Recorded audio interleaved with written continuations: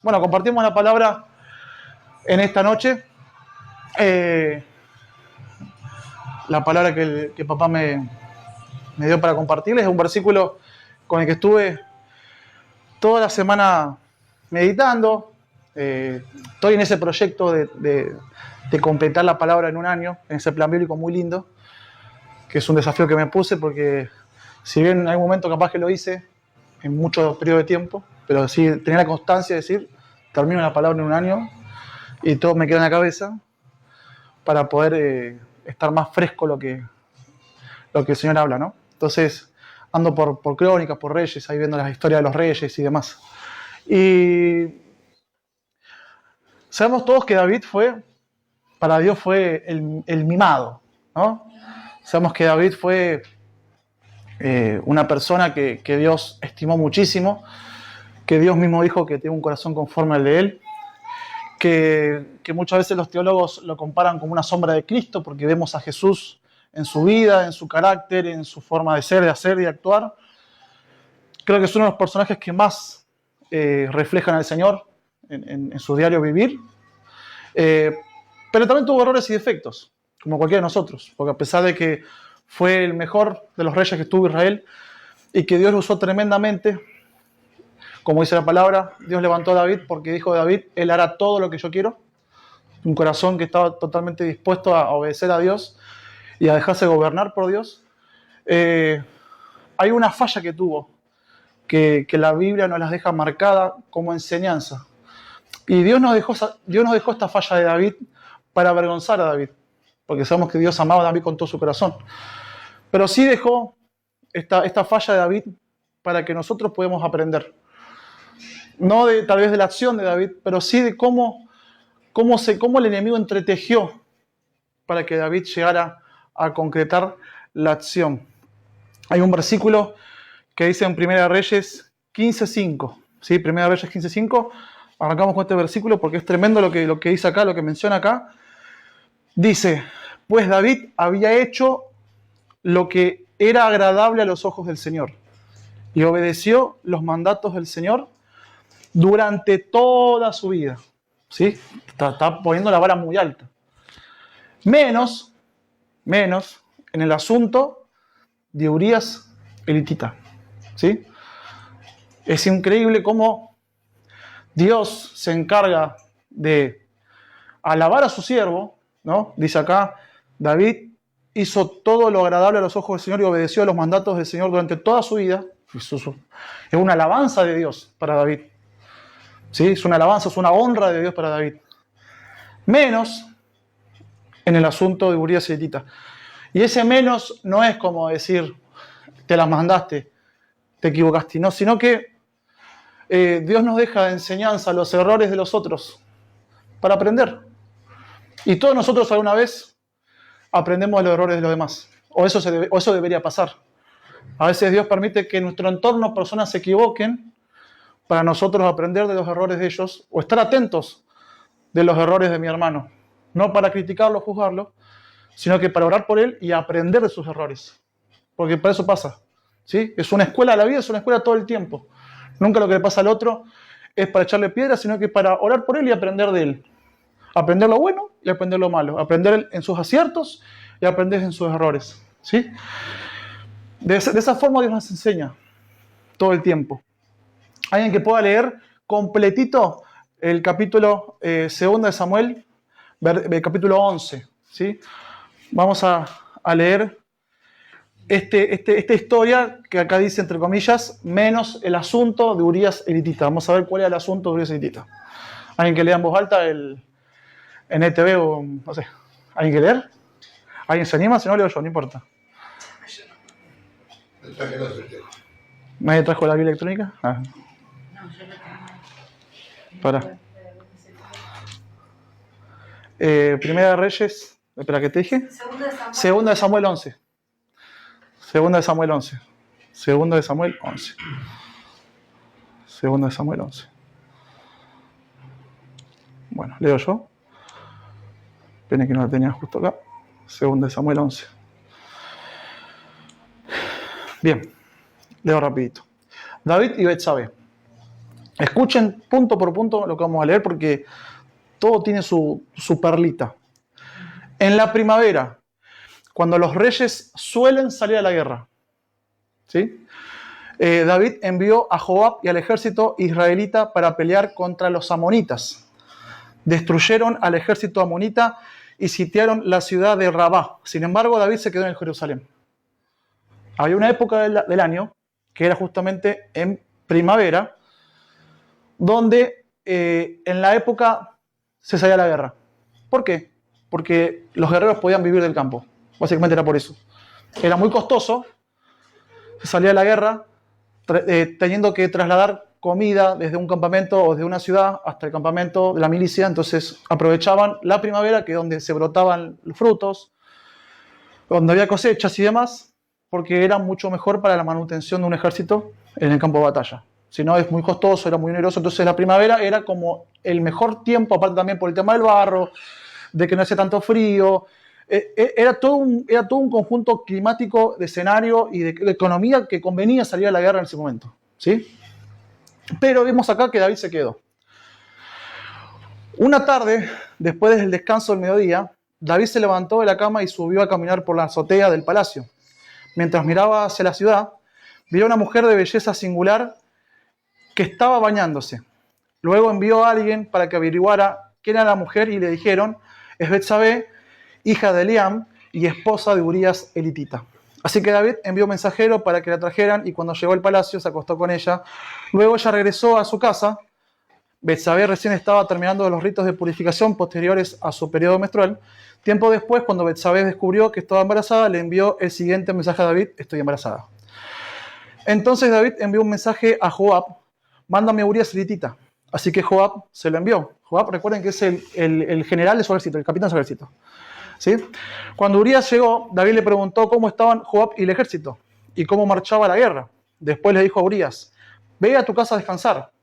David incluso le envió un regalo a Urías apenas este dejó el palacio. Pero Urías no fue a su casa, sino que durmió esa noche a la entrada del palacio en la guardia real. Ya vieron por dónde viene la mano, ¿no? Al enterarse David de que Urías no había ido a su casa, lo mandó a llamar y le preguntó: ¿qué pasa? ¿Por qué no fuiste anoche a tu casa después de haber estado fuera por tanto tiempo? Urías le contestó: el arca y el ejército de Israel y el de Judá están viviendo en carpas, y Joab y los hombres de mi señor están acampando a cielo abierto. ¿Cómo podría yo ir a casa para beber, comer y dormir con mi esposa? Juro que jamás haría semejante cosa. Está bien, quédate hoy aquí, le dijo David, y mañana puedes regresar al ejército. Así que Urías se quedó en Jerusalén ese día y el siguiente. David lo invitó a comer, a cenar y lo emborrachó. Pero aún así no logró que Urías se fuera a la casa con su esposa, sino que nuevamente se quedó a dormir a la entrada del palacio de la Guardia Real. Continúa diciendo: David trama la muerte de Urías. Entonces a la mañana siguiente David escribió una carta a Joab y se la dio a Urías para que se la entregara. La carta le daba las siguientes instrucciones a Joab: pon a Urías en las líneas del frente, donde la batalla sea más violenta. Luego retrocedan para que lo maten. Así que Joab asignó a Urías a un lugar cerca de la muralla de la ciudad donde sabía que peleaban los hombres más fuertes del enemigo. Y cuando los soldados enemigos salieron a la ciudad para pelear, Urías elitita murió junto con varios soldados israelitas. Luego Joab envió a David un informe de la batalla. Le dijo a sus mensajeros: informa al rey todas las novedades de la batalla, pero tal vez se enoje y pregunte: ¿por qué las tropas se acercaron tanto a la ciudad? ¿Acaso no sabían que dispararían desde la muralla? ¿No fue Abimelech, hijo de Gedeón, muerto en Tebés por una mujer que le tiró una piedra de molino desde la muralla? ¿Por qué se acercaron tanto a la muralla? Entonces dile: murió también Urías elitita. Por lo tanto, el mensajero fue a Jerusalén y le dio un informe completo a David. El enemigo salió contra nosotros a campo abierto, le dijo. Y cuando los perseguíamos hasta las puertas de la ciudad, los arqueros que estaban en la muralla nos dispararon flechas. Mataron a algunos hombres del rey, entre ellos a Urías elitita. Bien, dile a Joab que no se desanime, dijo David. La espada devora a este hoy y a aquel mañana. La próxima vez esfuércense más y conquistarán la ciudad. Cuando la esposa de Urías se enteró de que su marido había muerto, hizo duelo por él. Una vez cumplido el periodo de luto, David mandó que la trajeron al palacio y ella pasó a ser una de sus esposas. Luego Dios a luz un hijo, pero el Señor estaba disgustado con David por lo que había hecho. ¿Sí? Y acá leemos esta mancha que deja la palabra de Dios acerca de David. El Señor me daba la palabra que se llama sapo de troposo. ¿Sí? Cuando decimos en Argentina sapo de troposo, nos referimos cuando estamos en una circunstancia o con personas que no son como nosotros. O hacemos algo que no nos representa. ¿Sí? Estamos como sapo de troposo, como que estamos extraños, estamos incómodos, no estamos en donde nosotros normalmente nos da gusto estar. ¿Bien? Entonces usamos esta frase para hacer mención de estas cosas. El mayor error de David, como menciona la palabra, fue el asunto de Urías y Hitita. Ya vieron por qué, ¿no? Está más que evidente. Como decíamos hace un rato, David fue un hombre conforme al corazón de Dios. Dios amaba a David de una forma, uno ve en la palabra cómo Dios amaba a David, cómo Dios le daba victorias a David, cómo Dios lo usaba a David, cómo David fue una persona que marcó para bien la historia del pueblo de Israel.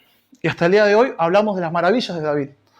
Y no es para menos, porque realmente fue un hombre que nos dejó grandes hazañas y ejemplos para seguir y para poder imitar, en el sentido de que una persona que buscaba a Dios de todo corazón. Algo que tenía David, el otro día hablaba con ella, porque siempre cuando preparo un mensaje, capaz que hablo con ella, compartimos, intercambiamos ideas para nutrir el mensaje. ¿Por qué David, teniendo errores, dice la palabra que tiene un corazón conforme al de Dios? Porque era una persona que rápidamente se arrepentía de su error. ¿Sí? No dejaba que el error o el pecado tomara más lugar en su vida que debía de tomar. Es como decirte, meto la pata, pum, voy a presenciar a Dios. Señor, te pido perdón. Señor, perdóname por este pensamiento. Señor, perdóname por aquello. De hecho, vemos en el Salmos que él dice, escudriña mi corazón, aún en las noches, Señor, escudriñame, examíname. Él era consciente de su debilidad, era consciente de su humanidad, era consciente de sus errores, y sin embargo, vemos en la palabra como él todo el tiempo buscaba ese escáner del cielo, ¿no? Ese escáner del Espíritu Santo. Señor, mostrame qué estoy haciendo mal, qué pienso mal, mostrame en qué estoy equivocado, mostrame qué me falta, qué puedo cambiar de mi vida, qué puedo mejorar de mi vida, si pienso mal, si pienso bien. El tipo estaba realmente preocupado por agradar a Dios con su vida. ¿Sí? Entonces, por eso Dios dijo que este hombre me agrada.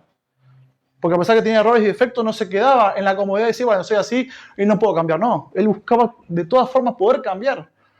Porque él no aceptaba su condición de persona con errores, sino que se puede cambiar. Siempre se puede hacer algo mejor. Siempre se puede cambiar. Siempre se puede mejorar la versión de mí mismo. Eso es lo que a Dios le gustaba. Por eso Dios decía que era un hombre conforme al corazón de él. ¿Sí? Pero vemos que en la palabra, y elegí justamente Samuel, porque el libro de Samuel lo escribió el profeta Samuel, ¿sí?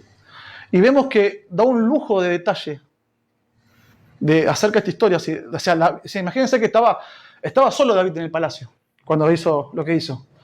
Sin embargo, Samuel explica todo con tanto detalle, porque obviamente era profeta, era evidente, y Dios le mostró por su gracia todo lo acontecido en el secreto. Y vamos a repetir, Dios no deja este error de David para que nosotros digamos David que fue malo. Nos deja el error de David para que aprendamos ese error y cómo podemos evitarnos tantos problemas. Si ustedes leen ahí en Reyes esta historia, ¿sí? En Crónicas, en Reyes y en Samuel se repiten a veces los versículos, porque está contado como por así decirlo de la misma forma. Si uno lee la historia de David antes de este pecado, David estaba en la gloria. Victorias por doquier, enemigos derrotados, botines de guerra, una gloria portaba David, pero tremenda, tremenda. Uno lee todos los capítulos anteriores antes de su pecado, o antes de su gran caída, vamos a ponerle gran caída de David, porque tuvo trastabilleos. Pues esta fue como la que se la pegó bien pegada. Vemos a David una gloria tremenda en su vida. Y después de que comete este error, vemos cómo David empieza a tener problemas que con su hijo, que con el enemigo, que con la esposa, que con este, que con aquel, que lo traiciona, que como que su vida se desmoronó por completo. Y esa vida de gloria que tenía como una línea de pura para arriba, de repente se volvió puro para abajo. Y David pum para abajo, y errores por acá, y derrota, y el hijo Absalón, y este que se le quiso rebelar, y un problema tras otro. Entonces, hubo un antes y un después en la vida de David. Después de esto que hizo. Como decíamos recién, vamos a analizar el primer punto. Le preguntaba al Señor, Señor, ponémelo en la piel de David. Quiero pensar como David. ¿Qué le pasó a David en ese momento? ¿Qué fue lo que lo llevó a tomar esta decisión tal vez puede ser sonsa, porque uno dice, ¿qué tenía de malo que se quedara en el palacio a un poco descansar? ¿No? Porque él era rey, tuvo tantas victorias con Israel, estuvo haciendo tantas cosas para Dios, un poco de descanso no venía mal.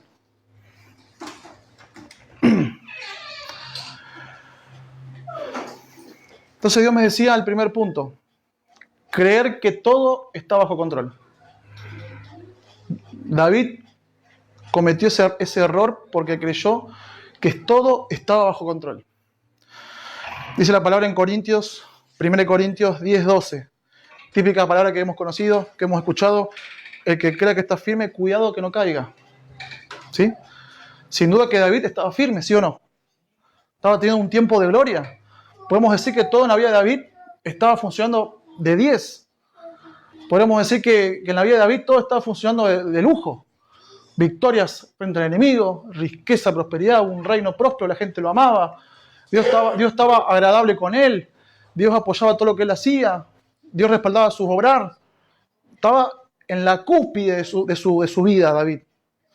Y muchas veces ahí, cuando creemos que todo está bajo nuestro control, ese es el primer error. Porque el control lo tiene papá, no nosotros. Y creer que todo está bajo control es bajar la vara de exigencia. ¿Sí?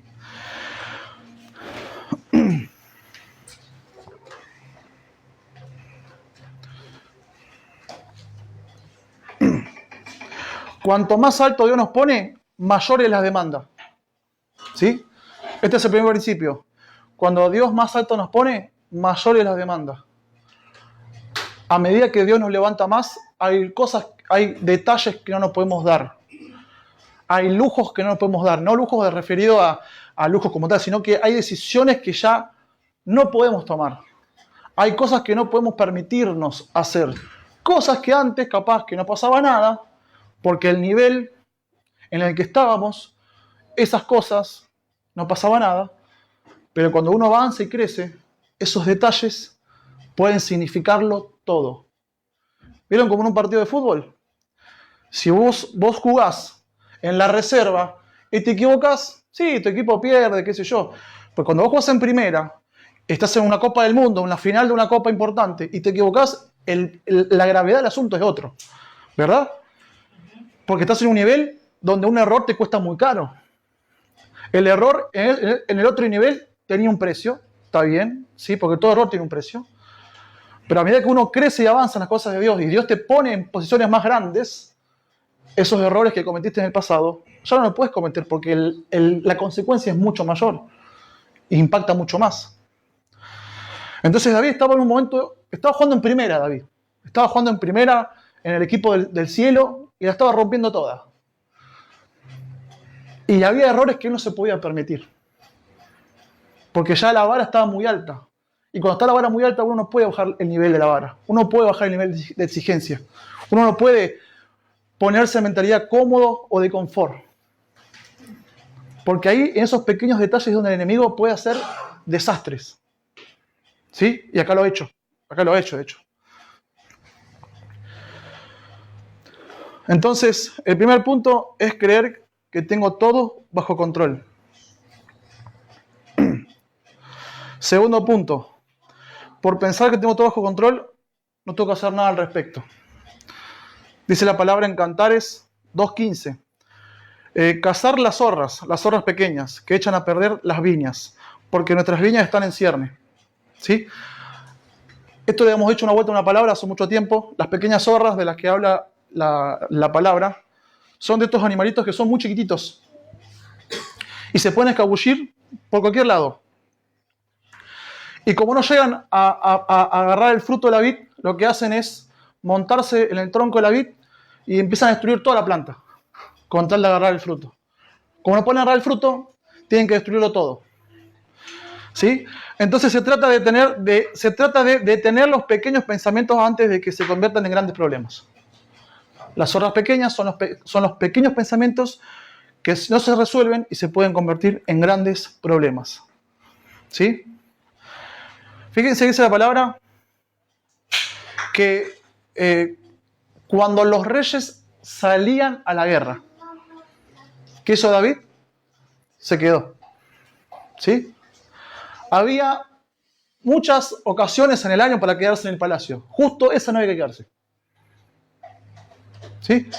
Había muchas ocasiones donde David se pudo haber quedado en el palacio y no ir a cumplir con una responsabilidad que tenía. Justo ahí no. Justo ahí no. Porque el haberse quedado en el palacio fue todo el desencadenante para una seguidilla de malas decisiones. Fíjense. Porque si él nunca se hubiera quedado en el palacio, nunca hubiera pasado todo lo que pasó. ¿Estamos de acuerdo? ¿Sí? La vida de David, comparándola con una viña, estaba en pleno cierne. Cuando habla de cierne, habla de que una viña está en su mejor momento, en su apogeo, en su momento de dar el fruto delicioso y perfecto, ¿no? Está en el mejor momento. La vida de David estaba en puro cierne, estaba en su mejor momento, estaba en su mejor momento de gloria, de fruto, de lo que Dios quería hacer con él. Pero él dejó de hacer algo que siempre hacía. Cuando uno lee en la palabra, David era muy normal que antes de ir a la guerra hacía algo muy importante, consultaba a Dios. ¿Sí? David, antes de ir a la guerra, consultaba a Dios. Señor, ¿debo bajar e ir por este enemigo? Señor, ¿debo hacer? Señor, ¿debo deshacer? Señor, ¿qué hago? Voy por acá, voy por el frente, voy por el costado, voy por la retaguardia. ¿Qué hago, Señor? Él le preguntaba a Dios qué hacer en su vida como rey. ¿Sí? Ese otro punto que a Dios le agradaba, que David dejaba que Dios lo guiara. Entonces, de repente encontramos acá que David, en el momento donde tuvo que ir a la guerra, donde no hace falta preguntarle a Dios nada porque era un momento obvio, ¿sí? Hay cosas en nuestras vidas que son obvias de hacer. Uno no le va a preguntar a Dios, Señor, ¿tengo que orar hoy? Es obvio que tiene que orar. Señor, ¿debería leer la palabra? Eso no se pregunta, eso tiene que hacerlo. Así como uno respira todos los días y es un movimiento voluntario del cuerpo que ya está programado, orar, buscar de Dios, ayunar, esas cosas, ya no es algo que uno tenga que preguntarle a Dios cómo hacerlo, sino que ya tiene que hacerlo. Como sea, tiene que hacerlo. ¿Sí? Porque nuestra vida espiritual depende de eso. Entonces, era tiempo de salir a la guerra. Era tiempo de estar involucrado en los asuntos de la guerra. Y el tipo se quedó en el palacio. Y uno puede decir, bueno, se quedó en el palacio, porque si supongamos que se quedaba en el palacio, ¿sí? Hay una palabra acá que, más adelante, un ejemplo, en 1 de Reyes 20, 22, dice, después el profeta le dijo al rey Acab, prepárate para otro ataque, empieza a planificar desde ahora, porque el rey de Aram regresará la próxima primavera. ¿Sí? O sea, se dan cuenta que en esa época las guerras se desataban en las primaveras, ¿sí? Porque lo dijimos al principio, el clima, el sustento, la economía, todo. Entonces era tiempo de guerra. Ahora, si David se hubiera quedado en el palacio, ¿está bien?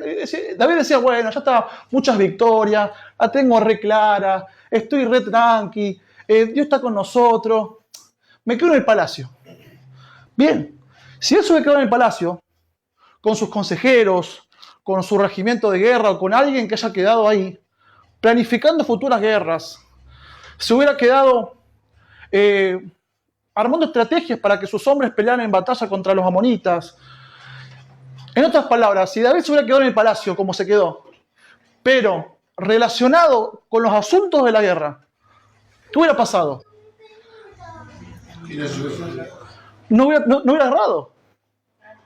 ¿Por qué? Porque estaba haciendo lo que tenía que hacer en el momento que lo tenía que hacer. Sin embargo, no solo se quedó en el palacio, decía, bueno, se quedó en el palacio, bueno, papá, ocupate de la guerra, porque es el tiempo de la guerra.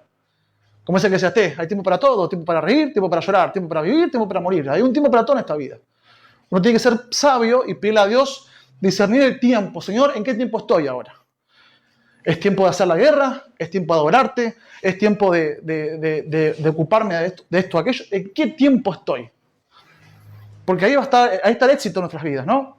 En poder saber los tiempos en que tenemos que actuar, que tenemos que hacer, que tenemos que mover. Entonces, si David se hubiera quedado en el palacio haciendo asuntos de guerra, no se hubiera expuesto a ese suceso. Porque aparte, el enemigo es tan desgraciado que cuando él sabe que uno un poquito corre la mira del objetivo, arma todo el escenario para distraernos y confundirnos y derrotarnos o destruirnos. Porque estamos peleando en su campo.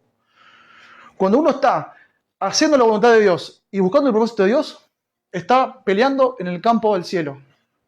Cuando uno está haciendo otras cosas, está peleando en el campo del enemigo. Y uno es propenso a que el enemigo lo ataque. ¿Vamos a hacer yo? ¿Sí?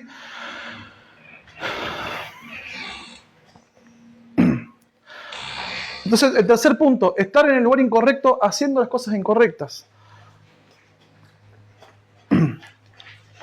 Dice la palabra que una tarde, después del descanso al mediodía, David se levantó de la cama y subió a caminar por la azotea del palacio mientras miraba hacia una ciudad.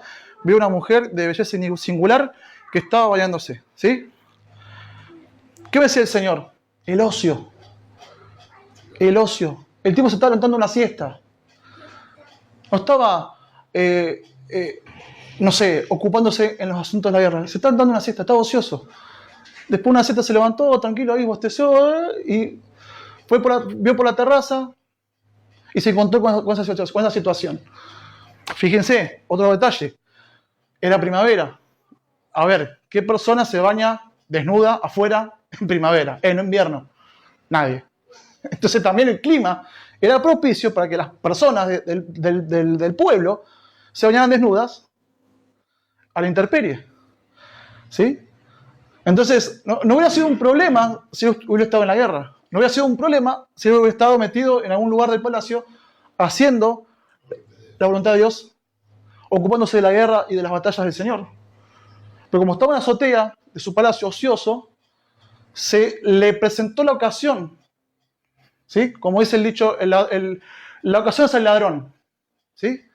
Acá el ladrón es Satanás, que vino a robarse el propósito de Dios en David, que vino a robarse la buena racha de David, que vino a robarse lo que David está haciendo para Dios.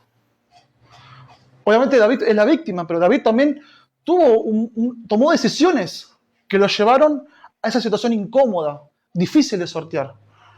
¿Sí? Porque el enemigo sabe nuestras debilidades.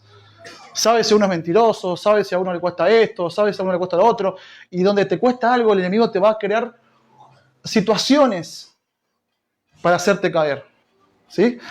Y uno evitarlas va a hacer que uno pueda tener la victoria. Entonces, el enemigo sabe, nos conoce muy bien. El enemigo sabe lo que a nosotros nos cuesta avanzar y demás. Si David hubiera estado involucrado en su propósito y llamado, no hubiera pasado lo que pasó. Se distrajo por pensar que estaba todo bajo control y viento en popa, no bajó la guardia, descansó en sus propias glorias, pero dejó de hacer aquello que debía hacer. David se convirtió en ese momento en ese sapo troposo. Porque no es su esencia. Dice la palabra que Dios no permitió que David le construyera el templo porque era un hombre de guerra, sanguinario, que había matado a mucha gente. Entonces la guerra era su salsa. Él era un hombre de guerra, había nacido para la guerra, tenía la mano pegada a la espada y la mano pegada al escudo. Era lo suyo. ¿Qué hacía ahí? Haciendo aquello que no tenía que hacer. ¿Qué hacía ahí en ese tiempo muerto? ¿Qué hacía ahí? Entonces, Betsabé representa todo aquello que nos puede seducir y nos puede sacar del propósito de Dios. Betsabé es personas, Betsabé son circunstancias, Betsabé son amigos. ¿Sí? Betsabé es toda aquella persona o situación que nos tiende a sacar de la voluntad de Dios y que el enemigo va a usar para sacarnos de la voluntad de Dios. Todo lo que nos seduce, todo lo que nos entretiene, todo lo que nos distrae, eso es una Betsabé. Pobre mujer, ¿no? Que estaba ahí bañándose. No hablamos Betsabé como la mujer en sí, sino que para poner un nombre a la situación. ¿Sí? Porque pobre mujer no se pudo negar porque era el rey. Si el rey decía A, ella tenía que hacer A. Y encima, David fue tan papa frita, porque me da risa cómo, me da dolor cómo el enemigo es tan desgraciado. Porque esa es la palabra que justo estaba Betsabé, se estaba variando Betsabé, porque estaba saliendo de su ritual de purificación de la menstruación. Esa mujer estaba recontra fértil. Y justo va el tipo y quedó embarazada. ¿Se entiende? O sea, ¿se entiende cómo el enemigo es tan sucio y maldito para jodernos la vida? Entonces, la mujer queda embarazada y hasta ese momento David pudo haberse arrepentido. Porque lo que a Dios le enojó de David no fue que se haya acostado con una mujer de su amigo o algo por el estilo. Lo que más le enojó a David, al Señor fue todo lo que hizo David después. Ese teje-maneje, toda esa cosa horrible que al tipo lo mandó al frente de batalla para que lo hicieran boleta. Eso fue lo que a Dios más le desagradó. Le aceptaba que podía caer en tentación, pero no aceptó lo maquiavélico. Claro, David actuó con maldad. O sea, Dios enojó la maldad de David. Porque Dios conocía los errores de David. Sabía que a David le gustaban las mujeres. Pero lo que a Dios le dolió fue que el tipo ya obró con maldad después. Muchos murieron. Muchos murieron, porque no solamente murió Urías, murió también un montón de gente. Entonces, hasta ese tiempo David pudo haberse vuelto hacia Dios como siempre lo ha hecho. Si Dios hubiera reconocido al Señor, me las mandé. Me quedé en el palacio, soy un papa frita, me las mandé. La verdad que no me di cuenta, tuve que estar en la guerra, o tuve que estar en el asunto de la guerra, justo vi a Betsabé, hermosa Betsabé, ¿para qué la quedaste así, Señor? Bueno, no importa. Señor, te pido perdón. Listo, ya está. Hijo, no pasa nada. Consecuencias va a haber, porque siempre el pecado alguna consecuencia nos va a traer. Él se va a tener que humillar, capaz que creo que las leyes del pueblo de Israel decía que si una persona hiciera eso, tenía que pagarle al esposo. Bueno, hay todo un protocolo. Pero también le pegaban el orgullo. Les pegaban el orgullo, porque él tenía que humillarse delante de todo el pueblo y reconocer su error. Y trató de esconderlo, de sepultar su error, y al fin y al cabo, como dice el dicho, la mentira tiene patas cortas. Y fue mucho peor. Entonces, no seamos sapo de otro pozo. Si tenemos bien claro lo que Dios quiere con nosotros, si tenemos bien claro lo que Dios está haciendo con nosotros, evitemos quedarnos en el palacio. Evitemos quedarnos en el confort, evitemos quedarnos en la comodidad, evitemos quedarnos en los peros, porque ahí están las Betsabé preparadas y listas para desenfocarnos del propósito de Dios y corrernos la voluntad de Dios. Y está el pecado ahí nomás está, servido en bandeja. Entonces evitemos el confort. Cuando Dios nos dice, estás en tiempo de tal cosa, hagámoslo. Si es tiempo de hacer lo que haya que hacer para Dios, hagámoslo, sin poner excusas. Va a haber muchas excusas. Va a haber muchas circunstancias para que uno deje de hacer lo que debe hacer. Desde que el mundo es mundo, va a ser así siempre. Pero está en uno tener la fortaleza mental y la voluntad de decir, no, si tengo que orar, voy a orar. Tengo que ayunar, voy a ayunar. Si tengo que predicar, si tengo que evangelizar, si tengo que adorar, lo que tenga que hacer, lo voy a hacer. Por encima de los peros, por encima de las excusas. No me voy a quedar en el palacio a ver qué pasa. No me voy a quedar en el palacio como dice David, que se despertó una siesta ahí, todo con fiaca, con confort. No. Era tiempo de guerra. Voy a estar metido en la guerra. No voy a la guerra porque estoy cansado, bueno, pero me quedo algo haciendo con respecto a la guerra. ¿Sí? No me puedo quedar en el limbo, en la nada. Porque en ese limbo o en esa nada, después viene el enemigo con su astucia, con su ingeniería satánica, a complicarnos la vida. ¿Sí? Por eso Dios nos dejó el error de David, para que aprendamos de él. Evitemos el palacio. El palacio es bueno en el tiempo que es bueno. Sí, hay tiempo de estar cómodos. Hay tiempo de estar cómodos, porque Dios nos va a dar descanso, Dios nos da refrigerio, Dios nos da un momento de vacaciones, por así decirlo. Pero no descuidemos nuestra relación con Él. No descuidemos nuestra intimidad con Él. No descuidemos lo que Dios quiere que hagamos en ese tiempo de descanso. Porque vuelvo y repito, David no quiso ir a la guerra, se quedó, estaba cansado. Como que esa guerra está ganada, ya está. Va, Joab, andar con el ejército, ya está ganada. Bueno, papá, pero acá está haciendo algo con respecto a la guerra. Porque es tiempo de guerra. Y si es tiempo de guerra, no te puedes quedar viendo el cielo y viendo las estrellas. Es tiempo de guerra. Entonces, siempre va a haber momentos en nuestras vidas así. Que tal vez no vayamos al frente de batalla, pero si nos quedamos, por la razón que fuese, no nos desconcentremos del objetivo. No nos desconcentremos de lo que Dios quiere. No nos desconcentremos de lo que Dios nos está pidiendo. Porque si no, van a estar las Betsabe ahí, a la vista, para cometer el error y desenfocarnos del propósito de Dios. Amén. Esta es la palabra que quería compartir con ustedes. Que el Señor nos ayude. Nos ayude en este tiempo a poder evaluarnos y poder entender los tiempos en el que estamos. Lo que Dios nos está pidiendo, lo que Dios nos está exigiendo. Y poder realizarlo. ¿Sí? Y no permitirnos el palacio, el confort, la comodidad, los peros, las excusas. Porque ahí está el enemigo preparando todo el escenario para reventarnos. ¿Sí? Amén.